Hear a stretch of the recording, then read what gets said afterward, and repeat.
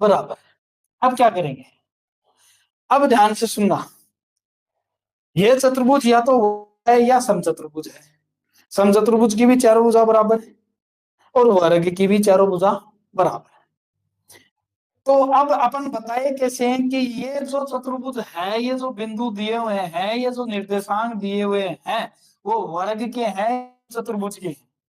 आपको बताता हूं, वर्ग के क्या होते हैं? विकर्णों की लंबाई बराबर है। वर्ग के विकर्णों की लंबाई क्या होती है? बराबर। वर्ग के विकर्णों की लंबाई क्या होती है? बराबर। यानी कि जितना AC होगा उतना ही क्या होगा? BD होगा। और समचतुर्भुज में विकर्णों की लंबाई बराबर नहीं होती।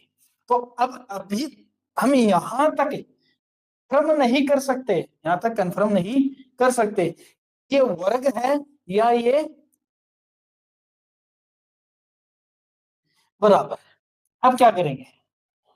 अब ध्यान से सुनना। ये चतुर्भुज या तो है या समचतुर्भुज है।